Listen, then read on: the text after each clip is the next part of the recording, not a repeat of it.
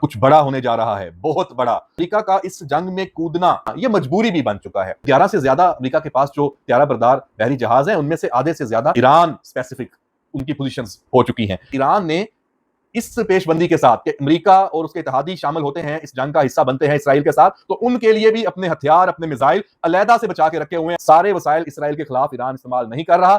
السلام علیکم ناظرین، میں ہوں احمد منصور۔ آج 17 جون اور پکی خبر یہ ہے کہ مشرق وسطیٰ میں صورتحال ڈرامائی انداز میں تبدیل ہو رہی ہے۔ اسرائیل اور ایران کی جنگ میں شدت آتی جا رہی ہے۔ ایران کے اسرائیل پر حملے کم ہونے کی بجائے زیادہ لیتھل، خطرناک اور ٹارگٹڈ ہیں۔ اسرائیل کا یہ دعویٰ کہ ایران کو فوجی لحاظ سے کمزور کر دیا گیا ہے ثابت نہیں ہو پا رہا، اور ایران کی جو طاقت ہے اسرائیل کو اٹیک کرنے کی، اس میں کہیں کوئی کمی نظر نہیں آ رہی، بلکہ آج کے جو حملے ابھی جو میں آپ کو تفصیل تھوڑی اس کی بتاؤں گا، اور اس کے ساتھ ساتھ امریکہ اور ٹرمپ کیا کرنے جا رہا ہے، کیا تیاریاں ہیں۔ اصل بڑی خبر اور پکی خبر یہ ہے جو ایران نے اہداف نشانے بنائے ہیں۔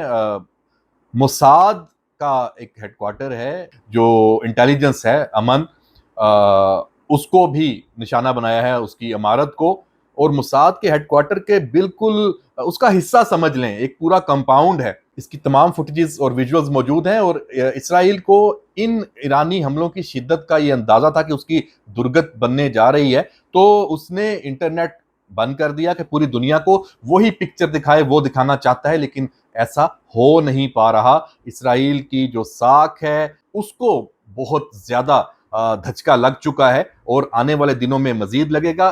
امریکہ کیا کرنے جا رہا ہے؟ آج کی جو بریکنگ سٹوری ہے، بڑی سٹوری ہے، G7 کے اجلاس سے جو امریکی صدر ٹرمپ ہے، اس نے اچانک سیز فائر والی اپنی جو ایک رائے تھی، بیانیہ تھا، سوچ تھی، اس سے اپنا پیچھا چھڑاتا نظر آ رہا ہے صدر ٹرمپ، اور جاتے ہوئے واشنگٹن یہ میسج دے کے گیا ہے پوری دنیا کو، ٹویٹ بھی کر دیا کہ سیز فائر کے لیے نہیں جا رہا میں واپس کینیڈا سے امریکہ، کچھ بڑا ہونے جا رہا ہے، بہت بڑا، اور اسٹے ٹیون، یہ بات کی ہے۔ لیکن اس کے ساتھ ساتھ اب امریکی جو محکمہ خارجہ ہے، امریکی حکام ہے، انہوں نے فوری طور پہ اس کو کاؤنٹر کیا ہے۔ CBS نیوز سے خبر جاری کروائی ہے کہ یہ جو اسرائیلی جنگ میں شرکت امریکہ کی ہونے کی بات ہے، تاثر ہے، یہ بالکل درست نہیں ہے۔ امریکہ اس حملے میں شریک نہیں ہے۔ سچویشن روم کا بننا، سٹینڈ بائی ہونا، اپنی جو فوجی طاقت کو خطے میں بڑھانا، یہ معمول کی سرگرمیاں ہیں، اور یہ ان حملوں کے آغاز سے ساری سرگرمیاں جاری ہیں۔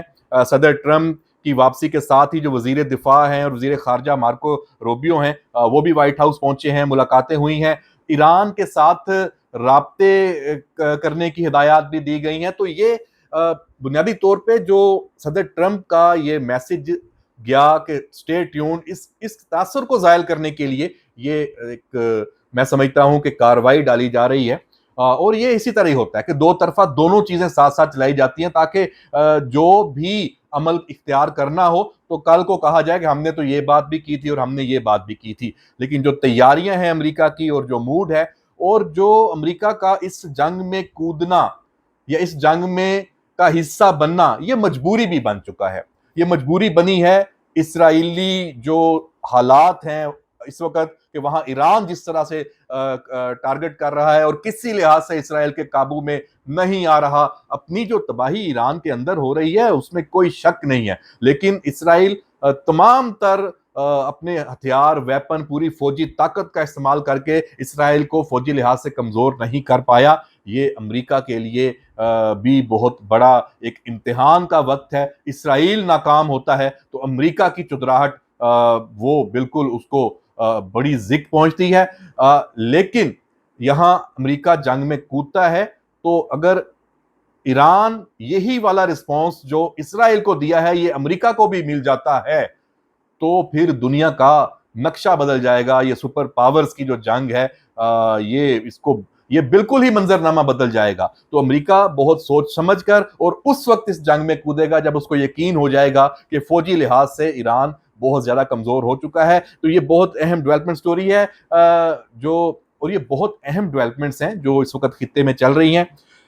امریکہ کے اہداف کون؟ ایک تو اس نے جو وہاں جو اپنی بحری قوت ہے اس کو بہت زیادہ بڑھاوا دے دیا ہے۔ طیارہ بردار بحری جہاز ہے وہ وہاں پہنچ چکے ہیں، پوزیشنز لے چکے ہیں۔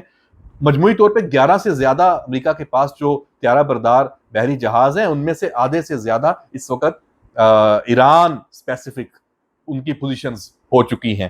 اس کے علاوہ جو قطر کا العدید ایئر بیس ہے وہ مکمل طور پہ الرٹ ہے۔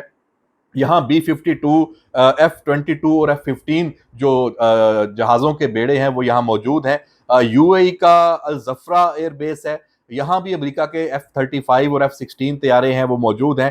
کویت، بحرین، سعودی عرب متعدد فارورڈ آپریٹنگ بیسز ہیں، یہاں سے بھی جنگی پروازیں ہو سکتی ہیں۔ اور سب سے مشہور ڈیگو گارشیا یہ بحر ہند میں ہے اور یہاں سے B-2 اور B-1 بمبار طیارے ایران تک مار کر سکتے ہیں۔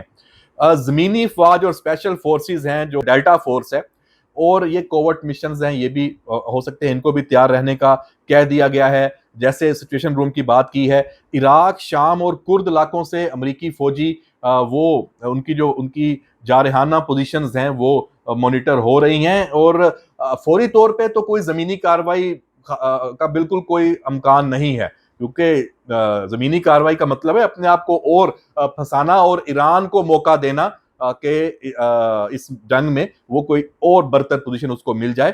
لیکن یہ جو فوجی اڈے ہیں یہ جیسے ایران کو گھیرنے کے لیے استعمال ہو رہے ہیں ہوں گے، اور امریکہ جب اس جنگ میں مکمل طور پہ کودے گا، یہ حتمی فیصلہ کر لیتا ہے، ایران سرنڈر نہیں کرتا، جوہری ڈیل کے حوالے سے صدر ٹرمپ کو کوئی فیس سیونگ نہیں دیتا، تو پھر امریکہ کے لیے بالکل یہ ایک ناگزیر صورتحال ہو جائے گی اور یہ ڈیولپمنٹس اگلے 24-48 گھنٹوں میں ہو جانی ہے۔ یہ سمت کا تعین ہو جانا ہے جتنی تیزی سے امریکی اقدامات ہو رہے ہیں خطے میں، اور جو اسرائیل کو بھگتنا پڑ رہا ہے اپنی جو یہ اس نے کارروائی ایران کے خلاف شروع کی تھی اس کے جواب میں۔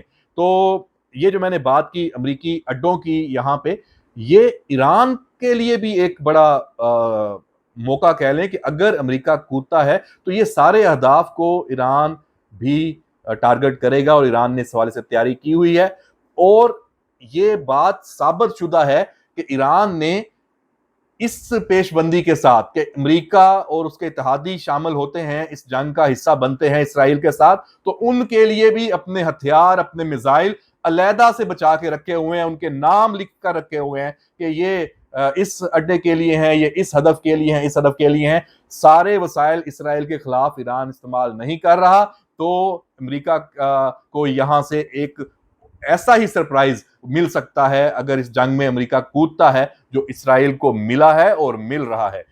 دیکھتے ہیں یہ سارا معاملہ کہاں تک جاتا ہے، لیکن آخر میں یہ بات ضرور کہوں گا کہ اس جو مشرق وسطیٰ کی صورتحال ہے اس میں یہ بالکل ورلڈ وار 3 اب اس وقت دنیا میں جو بھی کنفلکٹ شروع ہوتا ہے جس میں کوئی عالمی طاقت انوالو ہوتی ہے یا ریجنل طاقتیں بھی ہوتی ہیں، تو اس کو فوری طور پہ یہ کہنا شروع ہو جاتے ہیں سب کہ یہ ورلڈ وار 3 کا آغاز ہو سکتا ہے۔ ایسا اس لیے ہے کہ ساری دنیا وہ کہتے ہیں نا پک کے بیٹھی ہوئی ہے کہ بس لڑنا ہے، بلاکس بنے ہوئے ہیں، نئے بلاکس بن رہے ہیں اور ایک دوسرے کو مسلز شو کیے جا رہے ہیں۔ یہ چھوٹے چھوٹے جو کنفلکٹس ہیں، خیر یہ تو بہت بڑا کنفلکٹ ہے، یہ مسلز شو کرنے کی بھی بات ہے۔ تو یہ حقیقت میں وہاں یوکرائن کے ساتھ مسئلہ چل رہا ہے، ادھر پاک بھارت ٹینشن ابھی ختم ہو کے گئی ہے اور ابھی بھی وہ معاملہ وہ بجھا نہیں ہے، وہ چنگاریاں یہاں بھی وہ سلگ رہی ہیں۔ تو اسرائیل ایران یہاں سے واقعی دنیا اس وقت بڑی خوفناک دہانے پہ ہے۔ دیکھتے ہیں کہ کیا ہوتا ہے، ہر 24 گھنٹے بعد نئی صورتحال بن رہی ہے۔ اس سب سے اپڈیٹ رکھنے کے لیے ہم موجود ہیں، اور آپ ہمارا یوٹیوب چینل سبسکرائب کریں اور جڑے رہیں۔ اجازت دیجیے، اللہ حافظ۔